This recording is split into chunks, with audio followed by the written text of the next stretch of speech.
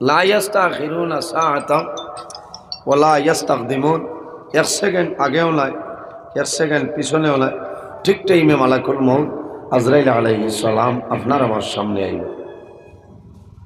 এর কারণে আজরাইল আলাইহিস সালামের মুলাকাত ছাড়া মানুষ জমিন তো বিদায় নিতে পারত না।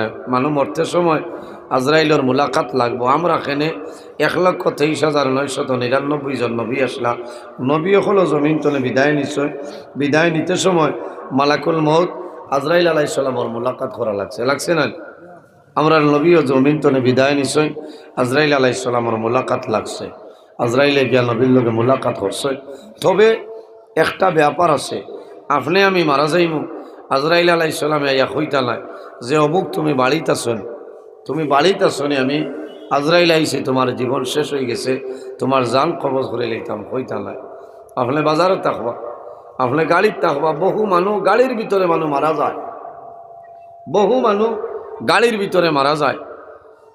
এই জায়গার জিকার করতে নাই যে তুমি আকবরপুরের মানুষ, তুমি মেডিকেল রওনা দিছ, বাঙ্গা ছাড়িছ, আমি তোমার নিয়ে আর গিয়া তুমি বাড়িখানো যাও, এর বাদে নিমো খামাইতো নাই। কারণ কিতা, যার শরীরের লগে যে জায়গার মাটি মিক্স আছে, এই জায়গায় না যাওয়া পর্যন্ত মানুষের মৌত হইত। আমার শরীর কোন জমিনের মাটি আছে আমি কইতাম পারতাম না। কারণ কিতা, একজন ফিরিস্তা আছেন, এনার নাম হইল মালাকুল আরহাম। এনার নাম হইল মালাকুল আরহাম। এনার দায়িত্ব কি, এনার ডিউটি কি? বলে সন্তান যখন প্রথম দিন মার গর্ভ প্রবেশ করে, তখন আল্লাহ জানায়, হে মালাকুল আরহাম, আমার আকবরপুরের বন্দা তার মার রেহেমের মধ্যে আইছে, আগমন করছে। আমার বন্দা ফকির বাজারও মারা যাইব, আমার বন্দা ফন্ডগড়ের জমিনও মারা যাইব, আমার বন্দা করিমগঞ্জ টাউনও মারা যাইব, আমার বন্দার শিলচর মারা যাইব। শিলচরের সামান্য মাটি লইয়া যাও, তার মার রেহেমের মধ্যে মিশাই দেও। আমার বন্দা বড় হইব, ও মাটি খালাই তার শরীরের লগে মিক্স হয়ে যাইব।